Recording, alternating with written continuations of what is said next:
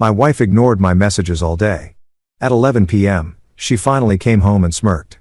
You know what happened? I had a one-night stand with my boss and I'd do it again. I just nodded and finished my meal in silence. The next morning, when she woke up expecting coffee in bed, she got, "You ever have one of those nights where your gut just knows something's off?" Yeah, that was me sitting in my dimly lit kitchen at 10:58 p.m. poking at a plate of leftover fried rice like it had personally offended me. The clock above the stove ticked loud enough to double as a soundtrack for bad decisions. 11 hits and right on cue, I hear the front door open. Her heels started clicking down the hallway like an impatient metronome. Each step timed perfectly to announce, "Brace yourself. I'm about to ruin your week." She walked in like a movie villain who'd already practiced her monologue in the car. Same beige trench coat she always wore when she wanted to look important. The irony, it was the same one she wore the night she promised we'd always be honest with each other. Spoiler alert, she lied. Her eyes didn't even meet mine. They hovered somewhere above my head like I was furniture or worse, a subscription she'd been meaning to cancel. She tossed her purse on the counter, sighed dramatically, and I knew something theatrical was coming. Then came the smirk, the kind of half smile that should come with a warning label. "You know what happened tonight?" she said, her tone sharp, casual, cruel, like she was about to tell me my favorite show got canceled. I didn't answer, mostly because I was chewing, and because I wasn't sure which version of her I was dealing with, the drunk one, the guilt-ridden one, or the one who thought emotional warfare was foreplay. "I had a one-night stand with my boss," she said like she was reciting the weather and I'd do it again. You could have dropped a feather in that kitchen and heard it echo. But me, I didn't do the whole dramatic fork drop thing like you see in movies.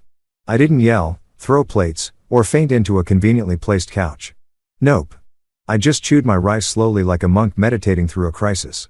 Each bite was a mix of soy sauce, betrayal, and the faint taste of my sanity trying to exit my body. Somewhere between bites 3 and 4, I swear I heard my dignity pack a suitcase. The thing is, when you've been married long enough, you learn to spot the exact second your relationship flatlines. Mine died somewhere between one night stand and I'd do it again. I didn't even flinch.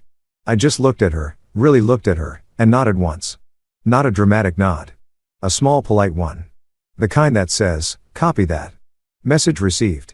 Enjoy the flames, sweetheart."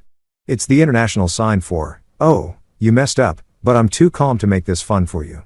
Apparently, she mistook that nod for weakness. Cute. She leaned back, crossed her arms, and smirked wider like she'd just won a prize for most honest villain of the year. "You're not going to say anything?" she asked, genuinely disappointed, as if she wanted a performance. Like I was supposed to give her the kind of meltdown that makes for good gossip later. "Sorry, Belinda. Wrong audience. I was done auditioning for roles in your soap opera." I swallowed, took a sip of water, and said, "Congratulations." Just one word. The silence that followed, oh, it was delicious. You could almost hear her brain short-circuiting. She blinked a few times like she was trying to process whether I was being serious. I wasn't smiling, but I wasn't angry either. Just calm, which, trust me, scared her more. Calm men are dangerous. They're the ones who start planning. Her jaw tightened. "You're not going to fight for me?" she said, her voice shaky, confused, maybe even a little scared, like she'd expected fireworks and got a spreadsheet instead. "Fight for what, Belinda?" I asked, my tone even. "You're moving in with your boss and pregnant with his child, not joining a pottery class." That landed like a punch she didn't see coming. Her mouth opened, but no words came out. The silence stretched long enough to make both of us uncomfortable. Then she grabbed her phone, muttered something about needing space, and stomped off toward the bedroom.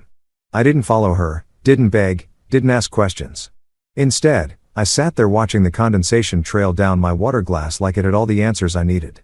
My brain was running faster than a caffeine-fueled accountant during tax season. I was angry, sure, but under that anger was something sharper. Focus.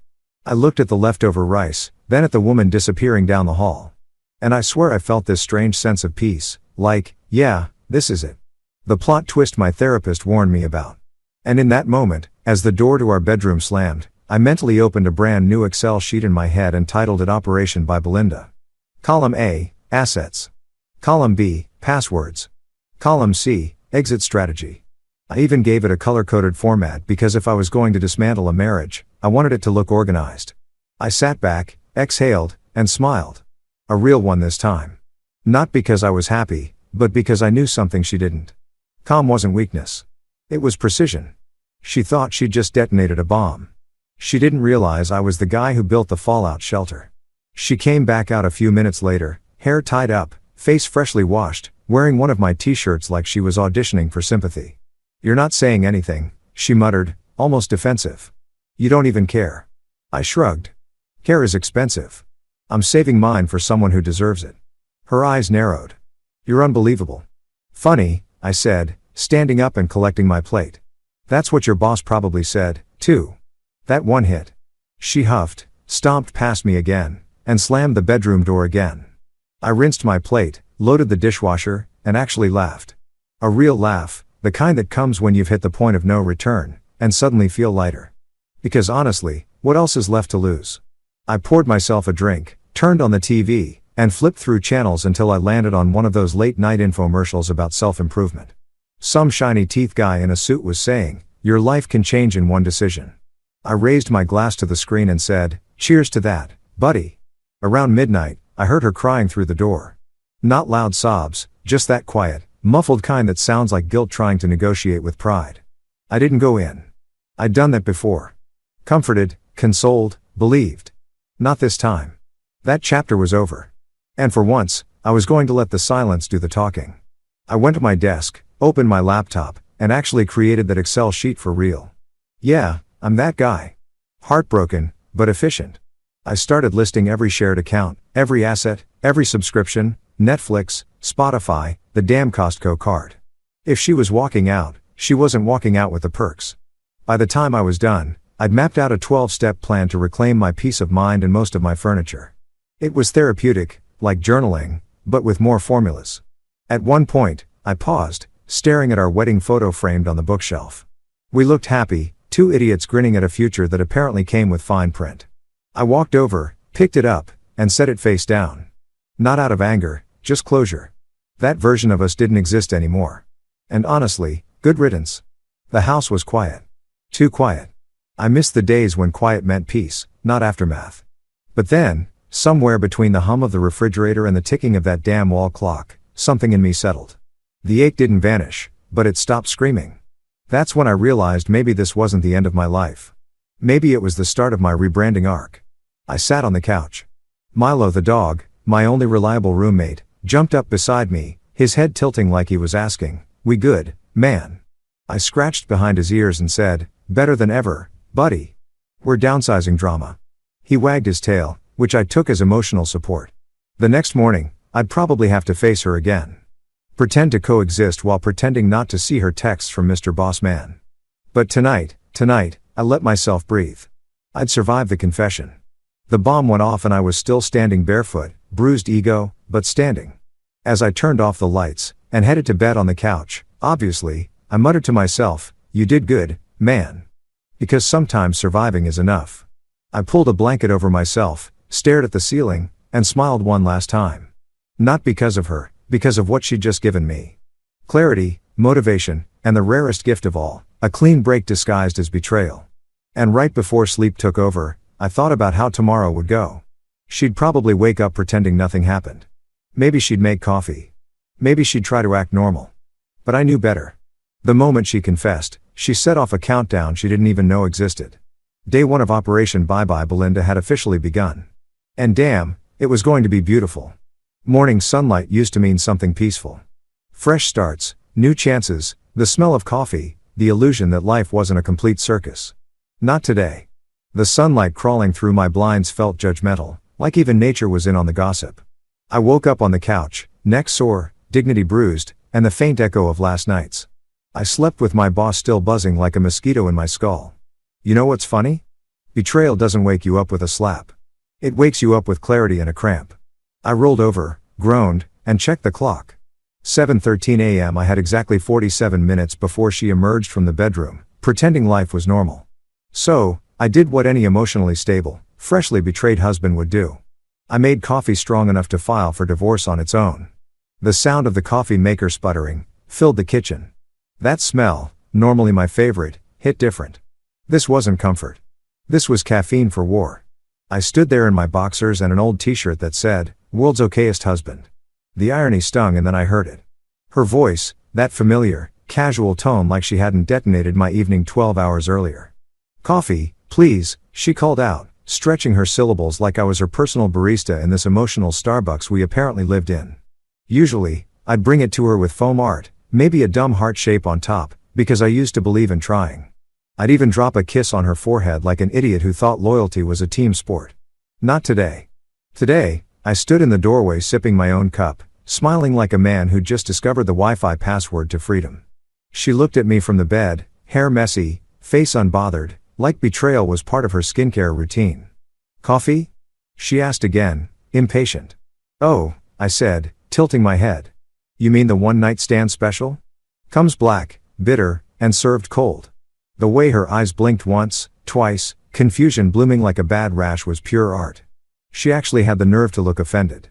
"What's that supposed to mean?" I took another slow sip because timing matters in these things. "I think you know, Belinda," unless amnesia was part of the pillow talk, she frowned, sitting up, clutching the blanket like it could hide her shame. "You're still mad about last night?" I raised an eyebrow.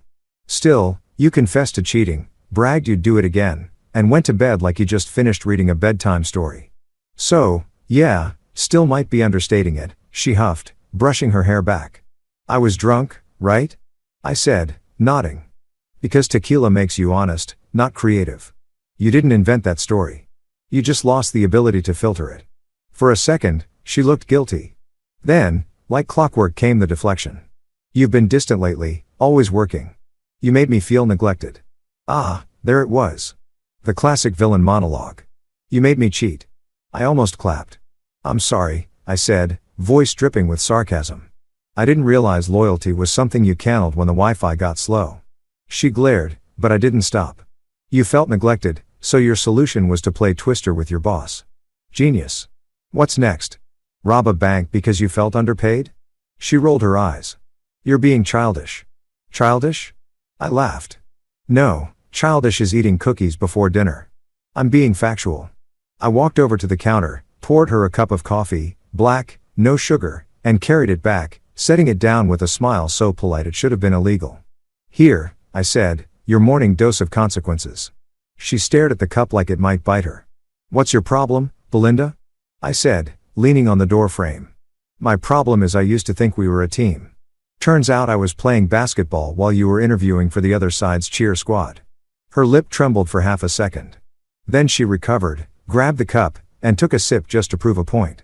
I swear the bitterness hit her soul. She set it down fast. "You're being dramatic." "No," I said, "I'm being honest. You should try it. I hear it's trending this season." For a long moment, we just stared at each other. The kind of silence that doesn't need words because the air is already screaming. She tried to hold my gaze, but guilt's heavy. Eventually, she looked away. "I made a mistake," she whispered. I tilted my head. "Just one, because that's not how you described it last night." That one landed. Her shoulders tensed and she started fiddling with the blanket again. "Can we not do this first thing in the morning?" "Oh, sorry," I said. Mock apologetic. "I didn't realize betrayal had office hours," she scowled. "You're an ass." "Thank you," I said, sipping again. "Took years of marriage to earn that title." She swung her legs out of bed, clearly done with my entire existence. "I don't have time for this," she muttered, heading toward the bathroom. "Of course not," I said. "You've got to get to work. Wouldn't want to keep your boss waiting." Her hand froze on the door handle. "Bingo."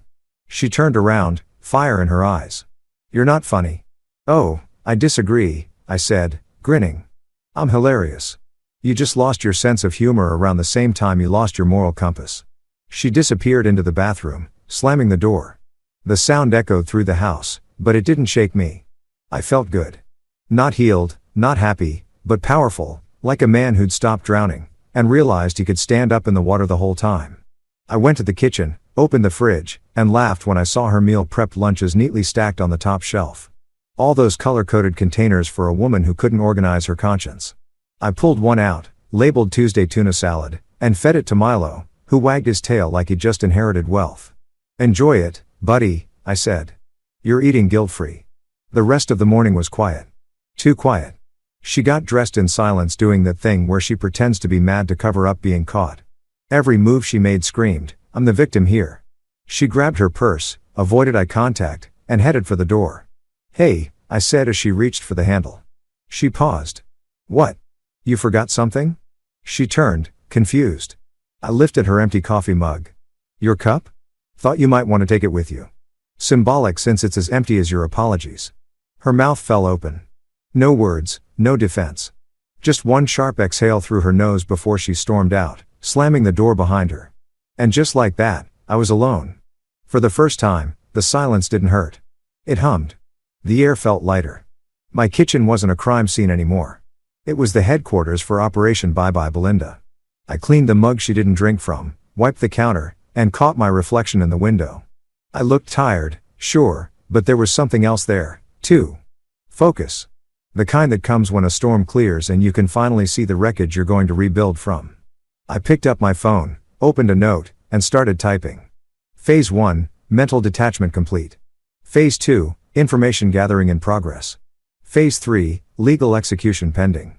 Yeah, it was dramatic, but so was she, and I was done being the supporting character in her show. I spent the rest of the morning doing little acts of quiet rebellion.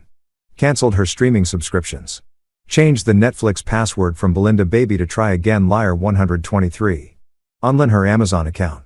Even changed the smart home voice to male and renamed it Karma. So now whenever she'd say Alexa, the voice would respond, I think you mean consequences. It was petty. Beautifully petty. Around 10 a.m. Tara called. Hey man, how's married life? He asked clueless. Defunct, I said. What? Yeah. I sighed, stirring my now cold coffee. Turns out my wife's extracurriculars include networking. Horizontally. There was a long pause. Then Tar whistled. Damn, bro. You good? I chuckled. Define good. I'm emotionally homeless but financially awake. That's dark, he said. You want me to come by? Nah, I said. I've got this. I'm starting my new side hustle, revenge, but make it subtle. He laughed. Only you would turn betrayal into a project plan. Of course, I said heartbreak's just rebranding with more paperwork. After we hung up, I leaned back in my chair, feeling something weirdly close to excitement. My marriage might have imploded, but my sense of humor thriving. By noon, she texted, we need to talk tonight. I stared at the message for a full minute before replying. Sorry, busy making coffee for someone faithful. Petty, absolutely satisfying, beyond measure. I set my phone down, poured another cup for myself, and raised it in a toast to the quiet. Here's to mornings without pretending. I said aloud. Milo barked like he agreed. And for the first time in months, my coffee didn't taste bitter. It tasted like freedom. If you told me a month ago that my post-breakup coping mechanism would involve Excel, I would have laughed in your face. But there I was, a day after Belinda's morning performance of Coffee, Please, sitting in my home office in pajamas, drinking cold brew out of a whiskey glass, creating what might be the most emotionally satisfying spreadsheet ever conceived. While she was at work, or whatever she was calling her extracurricular activities these days, I began my new favorite hobby, data collection. Forget yoga, meditation, or journaling. Revenge organization therapy. That was my jam. I opened my laptop, cracked my knuckles, and titled a new document. Operation Bye Bye Belinda, Assets, Accounts, and Annihilation. Column A, Accounts. Column B, Passwords. Column C, Transfer Status. Column D, Emotional Damage Level. I wasn't crying, I was auditing. C, Belinda always said I had control issues. What she didn't realize was that control is just responsibility with better branding. So, while she was out building her career, practicing workplace betrayal, I was building my firewall. My first stop, joint bank accounts. I logged in, changed the password from Love Wins 2020 to Karma Wins 2025 and set up notifications for any transaction above $5. I also might have renamed the savings account from Vacation Goals to You Played Yourself. Then came insurance policies, life, car, health, you name it. I dug through drawers like a detective in a Netflix series called CSI, Marriage Fraud. By the time I found her hidden folder labeled Private Docs, I was practically humming. Inside were old receipts, tax forms, and a love note from 2018 that read, "We'll always be each other's person." I stared at it for a second, laughed and said, "Guess she outsourced that position." Then I fed it to the shredder. Therapy in motion. But the real joy came when I got to the passwords. Oh, the passwords. I had every single one stored in a secure manager because unlike Belinda, I don't trust easily. I printed the list, highlighted the ones I planned to change, and labeled them like trophies. Netflix done. Amazon done. Spotify access revoked. Enjoy ads, trader email. Oh, this one was fun. I set an auto reply that said, "This inbox no longer accepts messages from cheaters or clowns." I even added a small formula at the top of the sheet. Equals if Belinda equals honest miracle expected outcome. I sat back, sipped my coffee, and smiled. Revenge wasn't loud. Revenge was neat. Around noon, I texted my best friend, Tar. Now, Tar's the kind of guy who believes that every emotional problem can be solved with either encryption or tacos. He's an IT consultant by day and a chaos enthusiast by night. I sent him a simple message. Need your help securing my emotional assets? He replied in 10 seconds. You're finally hacking her. No, I wrote, just locking down everything before she gets creative. So, digital divorce prep. Exactly. Operation Bye Bye Belinda. I'll bring my laptop and queso. By 3:00 p.m., Tar was in my living room barefoot eating chips on my couch while scanning through my laptop like it was a hostage situation. Man, he said between bites. You're turning heartbreak into a business plan. Of course, I said deadpan. Divorce is just emotional rebranding. I'm pivoting. He laughed so hard he almost spilled salsa on my keyboard. You're serious completely. I'm done crying. I'm spreadsheeting my feelings. He gave me a look that said, you've lost it, but I respect it. Then he started coding. I can set up two-step verification for everything. Want me to block her devices from logging in? Absolutely, I said. If she wants Wi-Fi, she can ask her boss for the password. While he typed, I scrolled through her Instagram out of morbid curiosity. New post, a flat lay of coffee, croissant, and a caption that read, "Self-care isn't selfish." I laughed so loud. Milo barked. Self-care girl. You're the reason therapists have job security. Tar leaned over. Oh, she posted. Let me see. He looked at the photo, squinted, and said, bro, that's the same bracelet you bought her for your anniversary. I stared. Oh my God, she accessorized infidelity. Want to hack her account? He asked casually. I grinned. Tempting. But no, we're not playing dirty. We're playing smart, right? He said, smart revenge. Got it. For the next few hours, we worked like accountants on caffeine and spite. We backed up every financial document, cross-referenced property deeds, even took screenshots of her online purchases because nothing says betrayal like buying lingerie during a recession. By sunset, I had a color-coded system that could have impressed the IRS. Green meant secured, yellow meant pending, red meant lawyer time. I sat back, exhausted but proud. It's beautiful, I said, staring at the screen like Michelangelo admiring the Sistine Chapel. Hark nodded. You've officially weaponized Excel. Heartbreak requires structure, I said. He laughed. Man, you're going to turn this into a TED Talk. Title, How to Monetize Betrayal, A Journey in Conditional Formatting. We clinked our coffee mugs in a toast. That night after Tar left, I sat alone with my masterpiece of a spreadsheet glowing softly on the screen. Each cell represented control, closure, and a little bit of vengeance. I even added a note at the bottom that read, she thought I'd crumble. Joke's on her. I calculate. I printed a copy for safekeeping, slipped it into a folder, and placed it in the drawer next to our marriage certificate, which now felt like a warranty that had expired early. Then just for fun, I opened the bank app again. Her latest transaction popped up. $87.50 Wine Loft Bar and Lounge. I smiled. Oh, you're still at it. I didn't feel jealous, not even mad, just strategic because if she thought she was the only one capable of surprises, she clearly never met me mid-motivation. I started researching divorce attorneys, landed on a name that sounded like she charged by the ounce of confidence. Mrs. Is Delgado Escu. Her website tagline read, don't get everything. I bookmarked it, poured another drink and leaned back in my chair feeling something close to peace. Revenge wasn't chaos, it was math, and I was damn good at math. By midnight I had my plan neatly stored in both physical and digital form, password protected, cloud backed, and printed on premium paper because if I was going to burn down a marriage I wanted it to look professional. I sat there in the glow low of the laptop screen. Milo curled up by my feet and realized something that actually made me laugh out loud. She thought she'd broken me. But what she'd really done was wake me up. I looked at my reflection in the dark window and said to myself, congratulations, Belinda. You just turned a man into an organized hurricane. Then I shut down the laptop, patted Milo on the head, and whispered, revenge may be slow, buddy, but it autosaves. When people imagine hiring a divorce lawyer, they picture dramatic phone calls, boxes of tissues, maybe a playlist titled Heartbreak and Chardonnay. Me, I walked into Mrs. Delgado's law office like I was clocking in for a board meeting. I didn't want pity. I wanted precision. I didn't need therapy. I needed a woman who saw a marriage not as sacred, but as a contract that could be dissolved faster than bleach on a red wine stain. Mrs. Delgado didn't disappoint. Her office smelled like victory and lavender sanitizer. Diplomas lined the wall, each one basically screaming, "I've ruined happier couples than yours." She was in her 50s, silver hair cut sharp enough to slice egos, wearing a suit that looked like it came with its own legal precedent. The second she shook my hand, I knew Belinda was in trouble. Her grip was firm, her nails immaculate, and her eyes carried the kind of confidence you only get from winning arguments against men twice your size and IQ. "So, Mr. Carver," she said, settling behind her desk. "Tell me everything, and don't leave out the juicy parts. I bill by the hour, but I enjoy good storytelling." I smiled. "You'll get a bestseller." "My wife confessed she had a one-night stand with her boss recently," she asked, pen poised like a dagger. "Last week, right before bedtime." "Great timing, really. Nothing like ruining sleep and trust in one sentence." Mrs. Delgado nodded sympathetically, but smirked just slightly. "And you have proof?"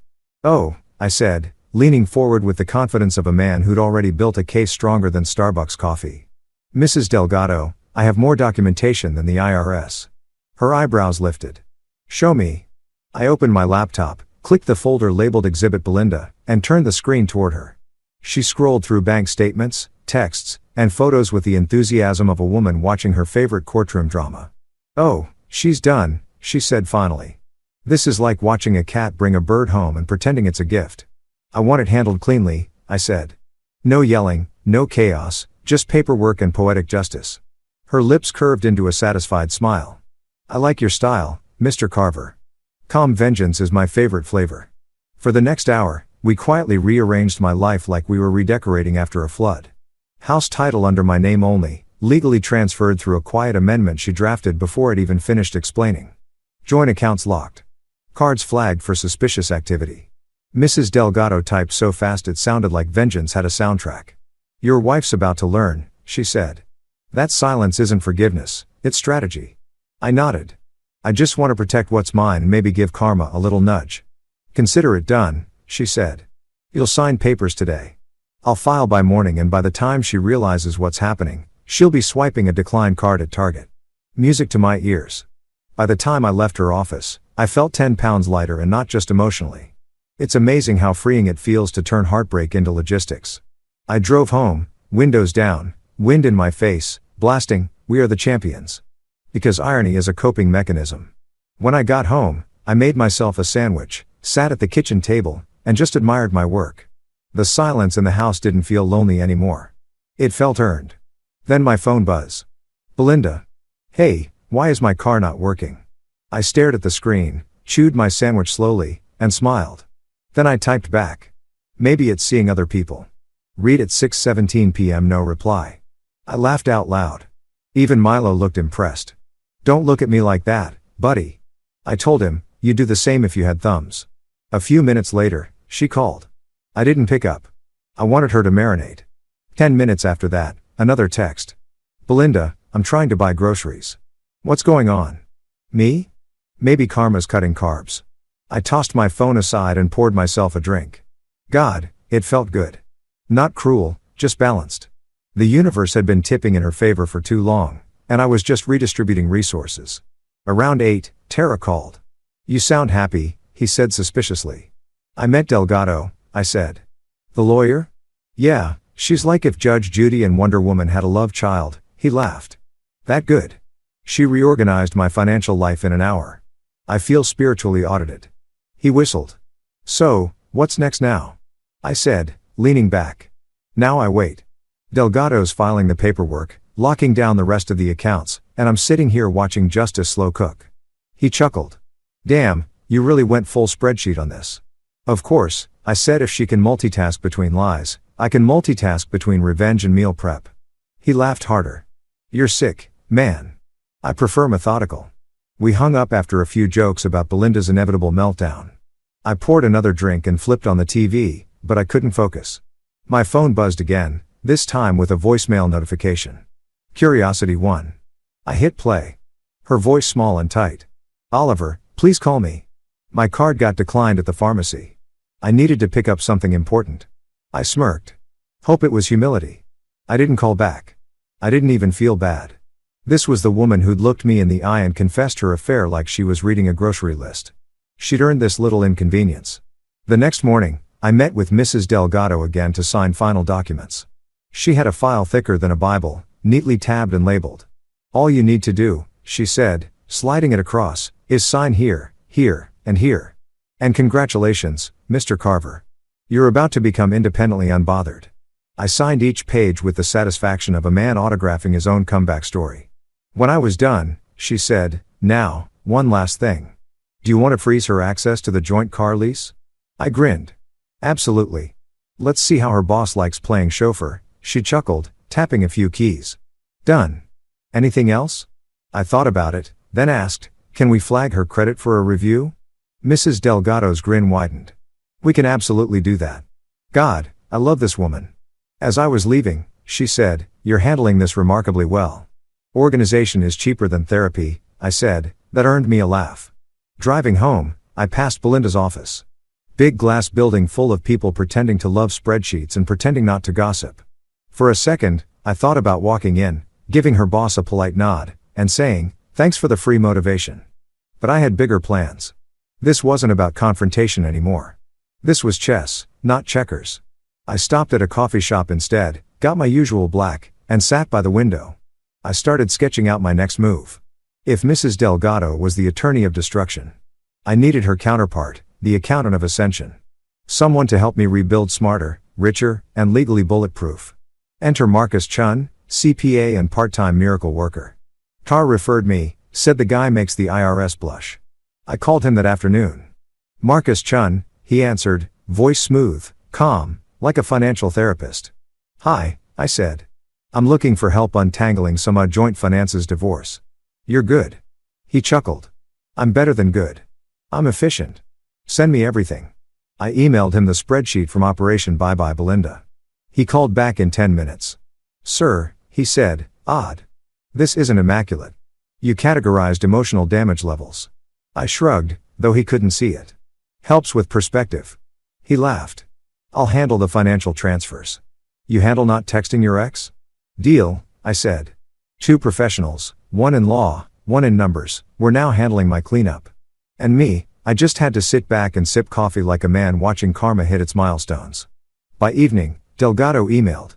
Filed and confirmed. Expect updates within 72 hours. 3 days. In 3 days, my life would be officially Belinda-free. That night, as I sat on the porch watching the sunset, I realized I hadn't checked her social media all day. That was progress. I didn't need to see her filtered healing journey. I was living mine unfiltered and tax-deductible. At 9:42 p.m., another text came through. Belinda, I don't know what's happening, but this is cruel. I looked at the message for a long second, then typed. It's not cruelty, Belinda. It's closure spelled correctly for once. Send. I turned off my phone, leaned back in my chair, and let the quiet settle. Mrs. Delgado was right. Silence isn't forgiveness. It's strategy, and damn, was mine working beautifully. A week later, Belinda claimed she had a late meeting. Cute. That phrase had become the national anthem of cheating spouses everywhere. Late meeting translates to, I'm about to betray you. In high definition. She said it with her usual fake casual tone, wearing that tight black dress that used to be reserved for anniversaries, not accounting discussions. She spritzed perfume like she was prepping for battle, then leaned in and kissed me on the cheek. I caught a whiff of betrayal disguised as Chanel. Don't wait up, she said. I won't, I replied, smiling just enough to make her wonder if I knew something. Because I did. See, I'm not the jealous type. I'm the data collection type. When your wife cheats with her boss, emotions are pointless. Excel sheets and strategy. That's where the power is. So, when she left, I finished my sandwich, poured another cup of coffee, and activated Phase 4 of Operation Bye Bye Belinda, the stakeout. I wasn't doing it out of obsession. I was doing it for closure and maybe evidence. Because when you're dealing with someone who lies professionally, screenshots are the only language they understand. Now, a man in my position doesn't just follow his cheating wife in his own car. No, that's amateur hour. I rented a gray sedan from Hertz, the kind of car that screams divorced accountant with nothing left to lose. I even wore a baseball cap and hoodie. I looked like the human version of background noise. As I sat in that rental, parked a block from her office, I realized how absurd it all was. Me, a grown man, watching my wife's workplace like I was in some off-brand spy movie. But then, at exactly 6:42 p.m., the office door opened, and there she was, my soon-to-be ex walking out with her boss, the man himself, Mr. Forehead Shine 30,000. Let me describe this dude. Picture a middle-aged man with a hairline retreating faster than his morals, wearing a suit that cost too much to cover so little integrity. His laugh was loud, fake, and probably flammable. They were talking too close. You know, the kind of close that makes you want to liao your soul. Yeah, that they crossed the street, his hand, accidentally brushing her back like she was a malfunctioning printer. He was trying to reset. I clenched my jaw, not out of rage, but out of second-hand embarrassment. Watching them flirt was like watching two raccoons fight over a shiny trash can. They got into his car, a silver Lexus that screamed midlife crisis, and drove off. I followed at a respectable distance because, again, I'm not reckless, I'm strategic. They headed downtown, right into the heart of temptation, the Ember Lounge, a bar so pretentious it served artisanal ice. I parked 2 blocks away, walked in like I belonged there, and found a spot in the corner booth. I ordered a drink. I didn't even want something with an umbrella and too much sugar because blending in requires sacrifice. And there they were sitting at the bar like 2 rom-com extras who hadn't read the part where everything goes wrong. She laughed loudly. The kind of laugh she hadn't used around me in months. That hurt for about 3 seconds before I realized something. She was performing overcompensating. Guilt has a laugh track and hers was on full volume. I took out my phone, opened the camera app, and started recording photos, videos, timestamps. Each one labeled in my notes like Netflix episodes. Episode 1, Corporate Affairs. Episode 2, The Bonus, She Didn't Earn. Episode 3, HR's Worst Nightmare. I zoomed in just as he leaned closer, his hand brushing her thigh. I swear I could hear the distant sound of Karma warming up its engines. At one point, she whispered something into his ear, and he laughed so hard he almost spilled his drink. I didn't know what she said, but it was probably something poetic like, "My husband still thinks meetings end after 5. My drink arrived. I raised a glass in a mock toast to myself. "Here's to loyalty," I muttered, taking a sip. It tasted like lies and lime. I watched them for an hour. 1 hour of hand-holding, whispering, and touching that made me want to Clorox my memory. Around 9:15, they finally stood up. She adjusted her dress. He adjusted his ego, and they headed out. I paid the bill, left a generous tip because I'm petty, not cheap, and followed them at a safe distance. They didn't go back to the office. They didn't even pretend to. Instead, they went straight to the parking garage next door where I caught them kissing under a flickering light. It looked less like romance and more like an HR complaint waiting to happen. I recorded everything.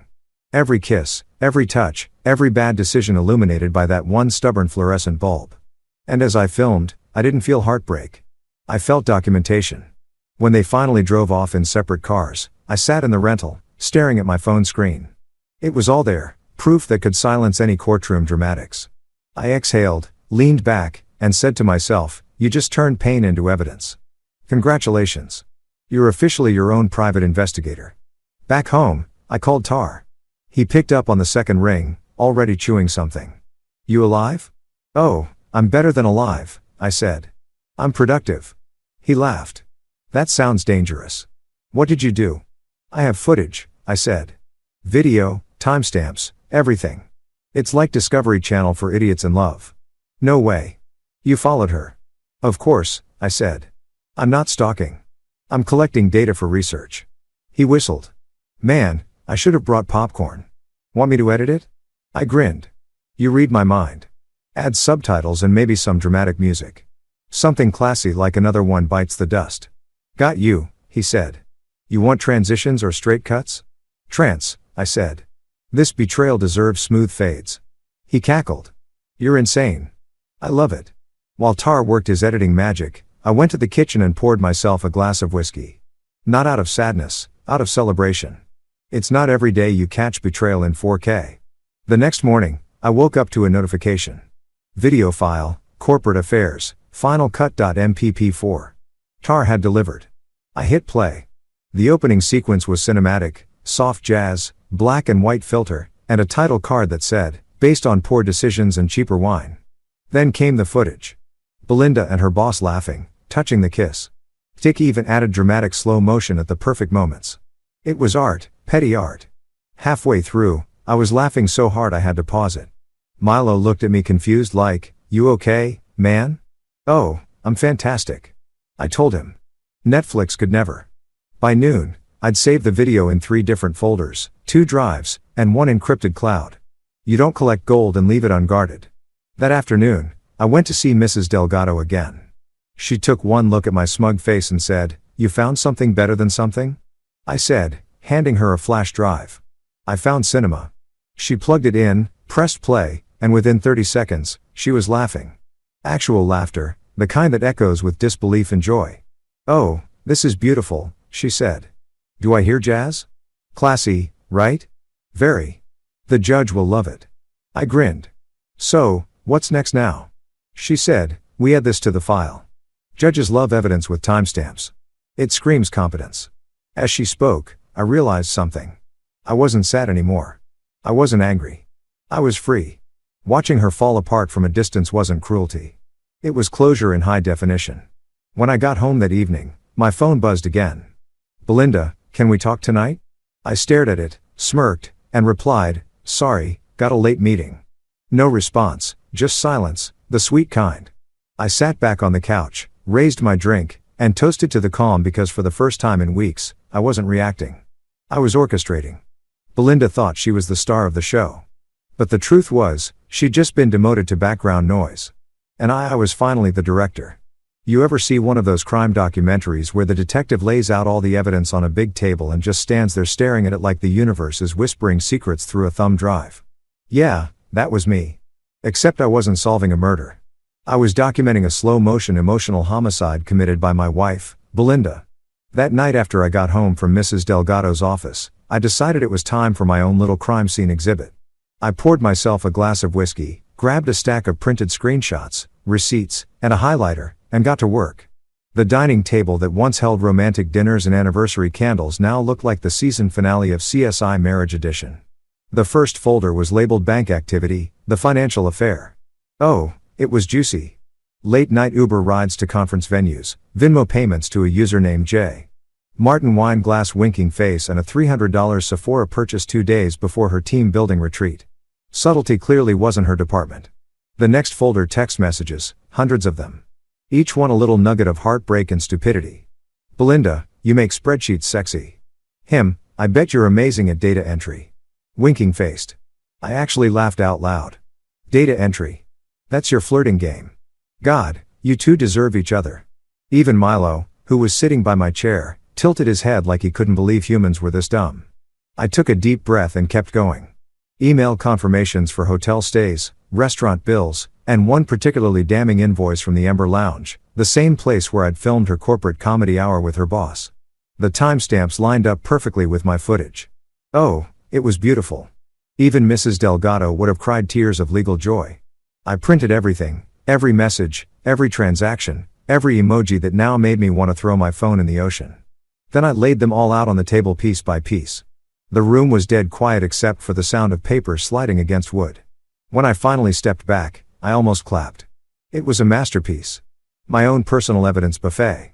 There were photos on the left, screenshots in the center, bank statements on the right, and at the top, my piece to resistance, the printed transcript of her voicemail confession from that fateful night. I had a one-night stand with my boss, and I'd do it again. Chef's kiss.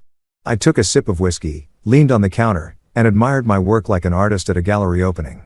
"Ladies and gentlemen," I said to Milo, "tonight's exhibit is titled How to Ruin a Marriage in 10 Easy Payments." Milo yawned. Typical critic. Then I opened my laptop and started organizing everything into a presentation folder. You know, something sleek. Because if I was going to dismantle her reputation in court, I wanted to do it with style. Mrs. Delgado always said, never underestimate the power of presentation. I created tabs, timeline of deception, financial misconduct, moral bankruptcy, and my personal favorite, texts that aged like milk. By midnight, I had a binder so thick it could double as a doorstop. I labeled it in big, bold letters. Exhibit Belinda, season finale. Every page told a story. Every screenshot whispered, "You really thought you could get away with this?" And the best part, I didn't need to say a word. The evidence screamed louder than I ever could. Even Milo seemed to feel the gravity of it all. He sniffed the binder once, sighed deeply, and gave me a look that said, "She really risked steak knife for this guy." "I know, buddy," I said, patting his head. "Some people just aren't built for loyalty or good taste." I sat back, watching the soft glow of the desk lamp cast long shadows across the papers. It almost looked poetic, revenge, but make it art. I thought about confronting her, about laying it all out, about the dramatic showdown people love to see in movies. But the more I pictured it, the less satisfying it seemed. Yelling wouldn't change the facts. Anger wouldn't give me closure. She'd just twist the story, play the victim, maybe even cry those crocodile tears she'd mastered years ago. No, I wanted quiet destruction. The kind where she woke up one morning and realized the Wi-Fi, the car, the credit cards, the comfort, all of it had vanished. And the only person she could blame was staring back at her in the mirror. So, I planned the reveal. Not with shouting, not with fireworks, just silence and paperwork. I made a checklist. 1. Deliver all evidence to Mrs. Delgado. 2. Lock personal accounts. 3. Transfer car ownership. 4. Remove her from insurance. 5. Leave envelope on her side of the bed. Each step brought me closer to closure. I wasn't just dismantling a marriage. I was reclaiming my peace, piece by piece. At one point, I paused to refill my drink and glanced at a framed photo of us from our honeymoon in Hawaii. We were smiling, bright, naive, so sure of forever. I picked it up, stared at it for a moment, then placed it face down on the table. That version of us didn't exist anymore. Around 1 a.m. I called Tar because, let's be honest, revenge hits different when you have an audience. He answered half asleep. "Bro, it's 1 o'clock in the morning. Did you catch her again?" "Better," I said. "I built a case." He yawned. "You mean like emotionally or legally?" "Both," I said proudly. "I have photos, receipts, text logs. My dining room looks like the FBI's work from home setup." That woke him up. "You serious?" "Dead serious. I've even got categories. My favorite one's called When Adultery Meets Accounting." He started laughing. "Man, you're not just moving on. You're writing a damn dissertation." "Exactly." I said, "This isn't heartbreak, it's research." "Send me pics," he said between laughs. "I want to see this crime scene of yours." I snapped a photo of the table, the neat rows of evidence glowing under the warm light, and sent it. A minute later, he texted back. "Bro, this belongs in a museum." "I know," I replied. "But the Museum of Karma doesn't open till Monday." We laughed until my stomach hurt. When I finally hung up, I felt lighter. Maybe that was the whiskey talking. Or maybe it was the power of finally being done. I stood there for a while staring at the binder, the papers, the proof. This wasn't about revenge anymore. This was about clarity, about seeing the truth without the fog of love and denial. For months, I'd been living in her version of reality, a place where lies were misunderstandings and guilt was stress. But not anymore. Now I had facts. Facts that didn't need permission to exist. Before heading to bed, I tucked the binder neatly into a briefcase and placed it by the door, ready for my morning meeting with Mrs. Delgado. The house was dark and still. The only sound was Milo's gentle snoring. I took one last look at the table, now empty again, and whispered, "That's it. Story collected. Exhibit complete." I turned off the light, heading upstairs. On the way, I passed the closed bedroom door. She was in there, sleeping peacefully, unaware that her world was about to implode. Part of me wanted to feel pity, but mostly I felt satisfaction. When I climbed into bed on the couch, my new preferred sleeping spot, I smiled. Tomorrow, she'd wake up to the sound of consequences knocking, and I'd be sitting there, coffee in hand, ready to watch the show. Morning arrived like a knockoff apology, bright, loud, and way too soon. I'd barely slept. Half because my couch has the personality of a cinder block, and half because I couldn't stop imagining the look on Belinda's face when she realized Karma was a morning person. I got up early, showered, shaved, and brewed a pot of coffee strong enough to dissolve regret. It was D-Day, Deliverance Day. Everything was in place. The binder labeled Exhibit Belinda Season Finale. The sealed envelope sitting prettily on the kitchen counter, and my breakfast plan. If revenge had a smell, it'd be maple syrup and poetic justice. I plated pancakes, 3 of them, perfectly circular, golden, heart-shaped, because symbolism is important. I even drizzled a little extra syrup in the shape of a question mark. Presentation matters when you're serving karma. At 7:42 a.m., I heard the bedroom door creak open. She emerged wearing one of my t-shirts again, acting like domestic bliss hadn't filed for bankruptcy. Her hair was messy, her eyes half closed. She mumbled, stretching. Something smells good. Oh, yeah, I said, flipping a pancake. Something does, she smiled, the same soft, manipulative smile that once could have convinced me the world was fine. Coffee on the table, I said. And something else, too. She patted toward the table, still half asleep, humming. She saw the plate of pancakes and the envelope beside it. And for a brief, glorious second, she probably thought I was being sweet. That maybe after everything she'd won, that maybe I'd forgiven her. The universe was about to clarify. She sat, tore open the envelope, and started reading. Inside was a single note typed neatly, professionally, with all the warmth of an HR memo. Congratulations, you've been promoted to single. P.S. The car's repossessed, rented due, and your boss can't expense heartbreak. Love always. Oh, she blinked once, twice, then she read it again. Her mouth fell open like a trapped. What the hell is this? She said, voice climbing octaves like a panicked violin. I poured coffee into my mug, calm as a Sunday sermon. It's your performance review, I said. You scored high in creativity, low in ethics. Her eyes darted around like the answers might be hiding in the cupboards. You did something, she hissed. Technically, I said. Mrs. Delgado did most of the heavy lifting. I just signed the paperwork. You're crazy, she snapped, clutching the note like it might bite her. No, I said, smiling. I'm organized. Her breathing quickened. What does this mean? What do you mean car's repossessed? Oh, I said casually, flipping another pancake. The lease was under my name. You'll have to Uber to your next late meeting. Her jaw clenched. You can't do that. Already did, I said, taking a bite of pancake. Turns out I'm remarkably efficient when I'm betrayed before breakfast. She stood up so fast the chair screeched across the tile. This is insane, Oliver. Is it? I asked, setting down my fork.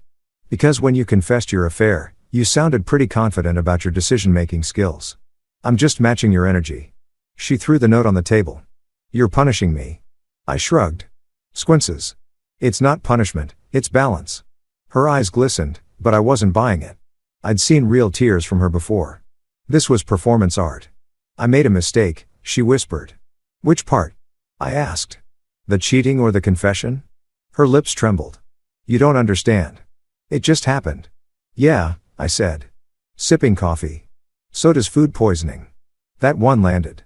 She blinked, speechless. I could practically see the gears turning, trying to find a way to twist this into a redemption arc. But the network had canceled her show. You're not even mad? She said finally, sounding confused, like she missed the script where I was supposed to beg or break down. Mad? I laughed. No, that implies I still care enough to raise my voice. I'm done. Finished. Out of emotional budget. She stared at me, shaking her head. You're a monster. Funny, I said. Coming from the woman who made out with her boss in a parking garage. Her nostrils flared. You followed me. Sure did, I said. You were hard to miss considering the fluorescent lighting and your boss's hairline acting as a spotlight. She gasped. You recorded us? I shrugged. Think of it as home security footage, just not for this home. Her hands balled into fists.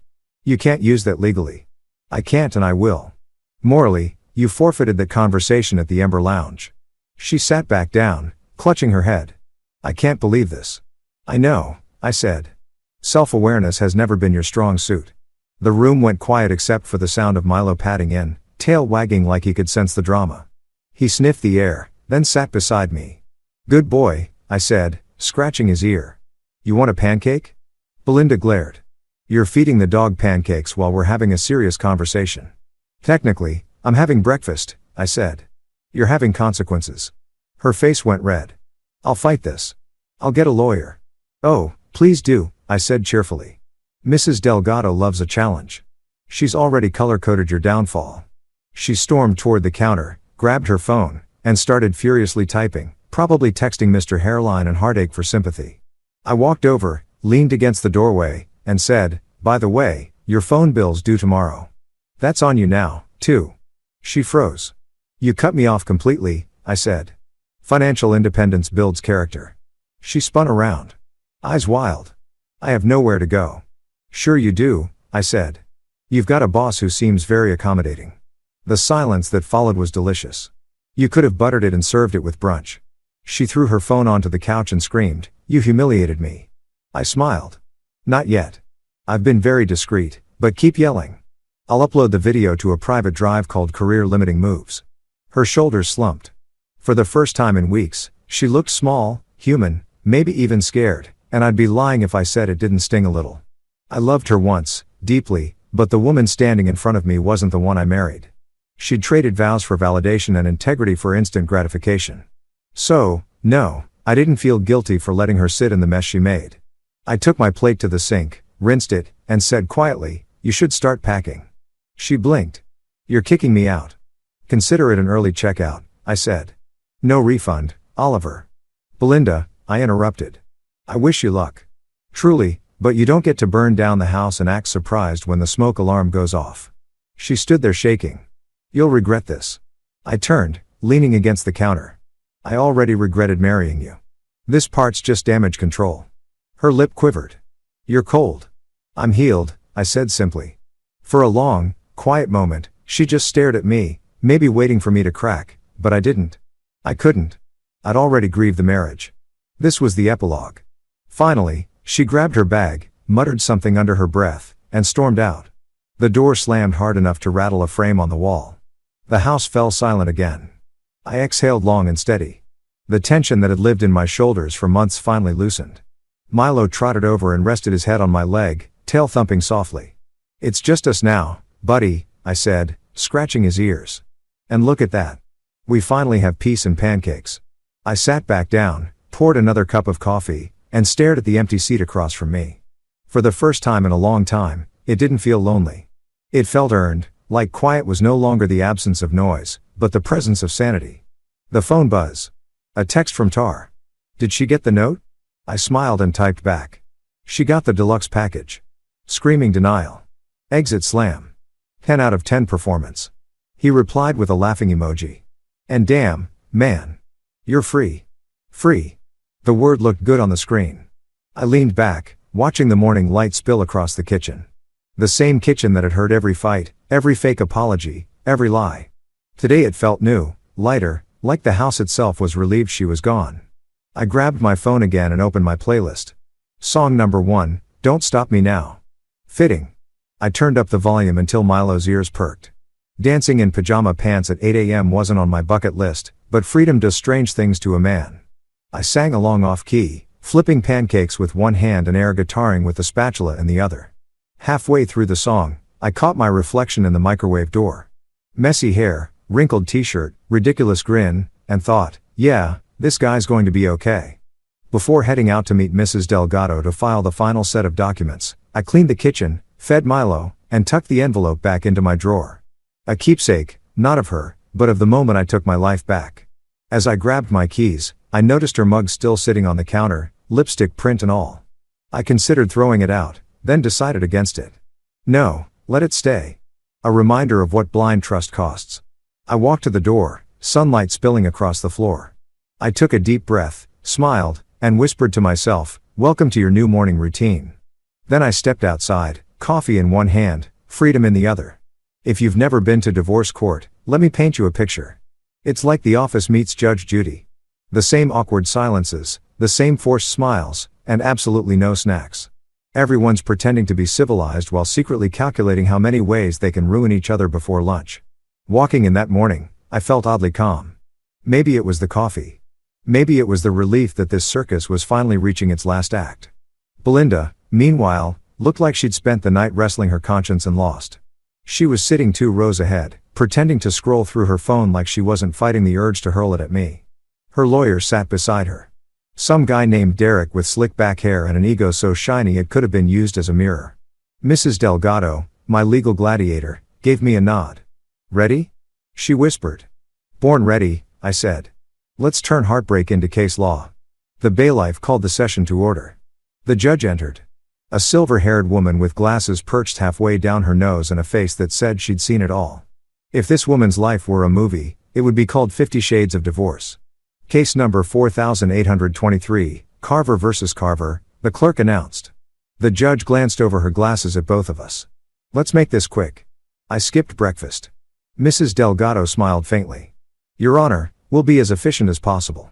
Belinda's lawyer cleared his throat, instantly trying to charm. "Your Honor, My client is simply seeking a fair division of marital assets. She contributed greatly to the household, and the judge raised a hand. Save the speech. I'll see the paperwork. Mrs. Delgado slid our neatly labeled folder across the bench. I swear the sound it made, paper gliding over wood, was the sweetest music I'd ever heard. Your Honor, she said, this is Exhibit Belinda season finale. Includes proof of infidelity, financial mismanagement, and enough text messages to crash a phone. The judge adjusted her glasses and flipped open the binder. Belinda shifted in her seat. Her lawyer tried to keep his poker face, but I could tell by the twitch in his jaw he hadn't been briefed on all the evidence. Page 1, screenshots of texts between Belinda and her boss. Page 2, hotel receipts. Page 3, the video. Yes, the one edited with jazz music and tasteful fade-outs. When the video started playing on the courtroom monitor, you could have heard a pin drop. There they were. Belinda and Mr. Hairline in glorious 1080p. Mrs. Delgado had even added subtitles for clarity. Belinda, you make spreadsheets sexy. Boss, only for you, baby. The courtroom collectively exhaled a scandalized oof. Even the judge's eyebrows lifted, and I swear one juror in the back whispered, "Yikes." Belinda's lawyer jumped up. Your Honor, this is highly inappropriate. The judge waved him off. Oh, hush. It's evidence and oddly cinematic. Mrs. Delgado smiled sweetly. My IT consultant added the transitions, Your Honor. Very professional, the judge said dryly. Continue. The footage ended with Belinda's boss wiping lipstick off his chin. When the screen went dark, the silence was thicker than courtroom coffee. The judge leaned forward. Mrs. Carver, is this you texting? You make spreadsheets sexy. Belinda froze. Her lawyer opened his mouth, but she beat him to it. I can explain. No need, the judge said, closing the folder. I've been married 3 times. I know that look. A few snickers rippled through the courtroom. I kept my face neutral, but inside I was doing cartwheels. Mrs. Delgado stood. Your Honor, in light of this overwhelming evidence, we request that my client retain full ownership of the marital property and all financial accounts. Mrs. Carver's actions demonstrate clear breach of marital trust and misuse of shared funds. Belinda's lawyer scrambled. Your Honor, we contend that Mr. Carver's behavior since the incident. Specifically, his vindictive tone has caused undue emotional distress to my client. The judge looked at him like he'd just asked her to babysit on a Friday night. Emotional distress? She said, Sir, your client was doing the electric slide with her boss in a hotel bar. I'd call that cardio, not distress. Even the bailiff chuckled. Mrs. Delgado smirked. We rest our case. Belinda shot me a glare sharp enough to slice marble. I just smiled politely like a man watching karma finish dessert. The judge shuffled through some papers, made a few notes, then looked at both of us. Here's what's going to happen. Mr. Carver retains ownership of the house, vehicle, and all joint accounts. Mrs. Carver forfeits claim due to breach of fiduciary and marital trust. Belinda gasped. That's not fair. The judge shrugged. Neither was your extracurricular activity. Next case. Bang. Gavel down. It was the sound of freedom. I exhaled. The kind of deep exhale that feels like you're letting go of a ghost. Mrs. Delgado turned to me, her grin subtle but victorious. Congratulations, Mr. Carver, she whispered. You're officially a free man. And for what it's worth, you handled that beautifully. Thanks, I said. I owe you coffee and maybe a commemorative trophy. She laughed. Buy me a latte and we'll call it even. Belinda stormed out of the courtroom before I could say anything. Heels clacking against the tile like punctuation marks of defeat. I waited until she disappeared around the corner before letting out a long satisfied sigh. Outside, the air felt fresher, lighter. Divorce shouldn't feel like a victory, but damn, it tasted like one. I called Tar. Bro, he said, tell me the judge loved the video. She did, I said. She called it cinematic. Tar hooped. So loud people turned to stare. I'm adding that to my resume. Editor of legally admissible heartbreak content. Put it under special skills. I said, so you're free now? Free and well documented. Man, you got to celebrate drinks tonight. Absolutely, I said. I'm buying with my own card this time. We met later at a rooftop bar, the kind of place with overpriced cocktails and string lights designed to make regret look romantic. Tar raised his glass to new beginnings. I clinked mine against his and better endings. We laughed for the first time in months. It wasn't bitter. It was pure stupid joy. Halfway through the night, my phone buzzed. A message from Belinda. You ruined me. I stared at it for a second, then typed back. No, You did that yourself. I just submitted the paperwork. Send. I turned my phone face down and kept drinking. He leaned over. Was that her? Yep. What did she say? Nothing new.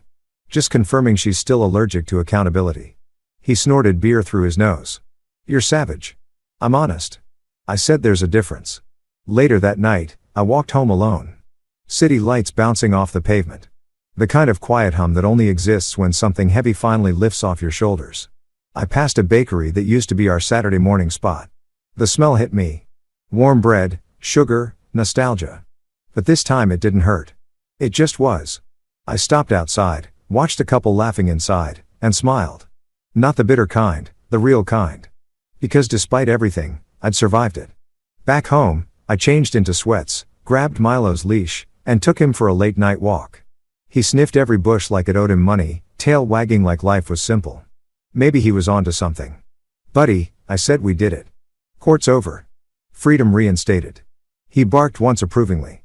When we got back, I poured myself one last drink, sat on the couch, and turned on some background jazz, the same kind T had used in the video. Fitting soundtrack for the credits. I stared at the ceiling, replaying the moment the judge said the words, "Mr. Carver retains ownership." That phrase was going to live rentré in my head forever, unlike Belinda. I raised my glass in a mock toast to the empty room. Here's to honesty, loyalty, and knowing when to lawyer up. Milo jumped on the couch beside me, resting his head on my leg. I ruffled his fur. We're going to be fine, kid. Turns out justice has good taste. Before turning in for the night, I texted Mrs. Delgado one last time. Thank you for everything. You made the process painless. She replied within minutes. It's never painless, Mr. Carver, but it's always worth it. I smiled, shut off my phone, and sat there in the quiet. For once, it wasn't the lonely kind of quiet. It was peaceful. Divorce court wasn't supposed to be funny. But that day, it had been a comedy. The kind where the villain trips over her own script, the audience applauds, and the protagonist walks off into the sunset holding a stack of legally binding happiness. When I finally crawled into bed, I didn't dream about her. I dreamed about pancakes, passports, and possibilities because tomorrow wasn't a continuation of the past. It was the pilot episode of something entirely new. A month after the courtroom grand finale, peace had finally become my favorite background noise. No drama, no emotional invoices, just me, Milo, and the occasional Netflix binge that didn't involve marital infidelity. Life was smooth until Belinda's sister, Lydia, sent me an invite that read, "Family gathering. Be civil. It's her birthday." I should have ignored it. But curiosity and pettiness are cousins. And I happen to be close with both. So there I was, walking into Lydia's overly decorated suburban living room.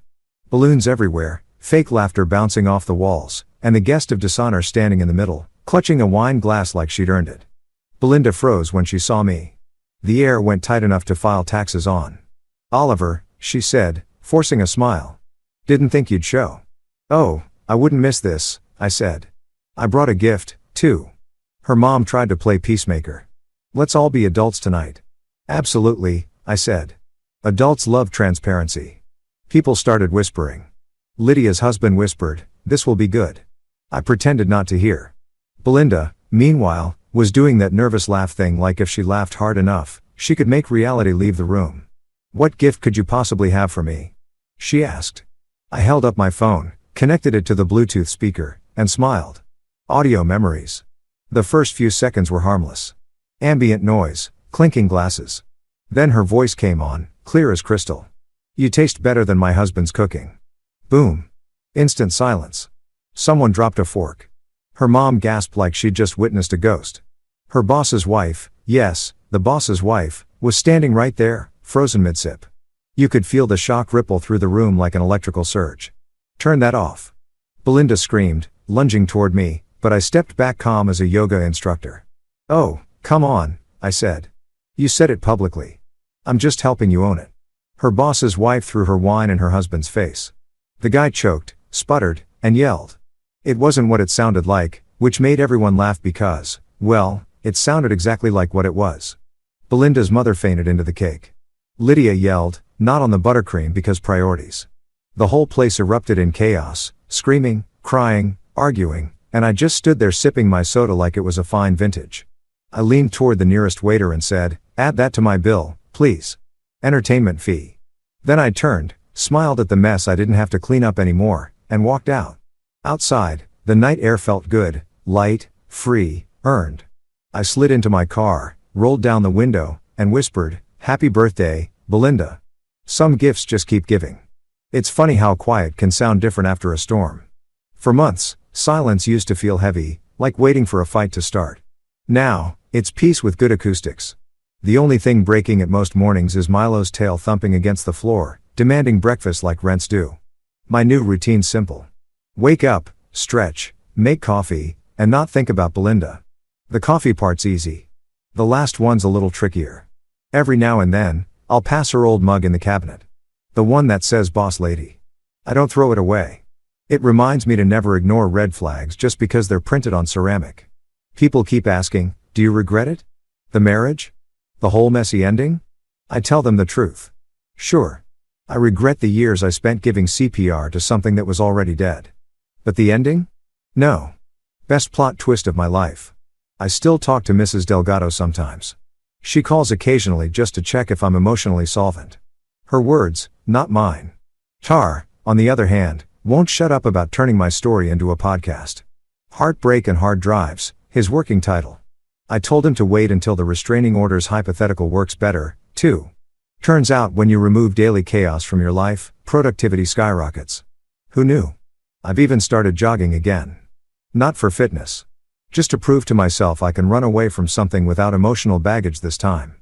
Belinda, last I heard, she's finding herself. Translation, jobless, carless, and probably allergic to accountability. Her boss got demoted after the birthday fiasco went viral. Thank you, Internet. Actions have consequences, and apparently Yelp reviews. The best part of my mornings now is the small stuff. My pancakes don't burn. My Wi-Fi connects instantly. My peace of mind has a password only I know. Sometimes I'll look at Milo and say, buddy, you're the only one I'd share my passwords with. And he just blinks like, damn right. There's something liberating about rebuilding your life without needing permission. I used to think revenge was the reward, but it isn't. Pieces. Revenge just makes the story entertaining. Peace gives it a happy ending. Every weekend I sit on the porch with a cup of coffee and a sense of humor sharp enough to cut through nostalgia. Sometimes I even laugh, remembering her line, "I do it again." And yeah, I believe her, but I'd do it again, too. The part where I walked away because now the only thing I wake up next to is my own damn sanity and it doesn't lie, cheat, or need Wi-Fi to feel loved.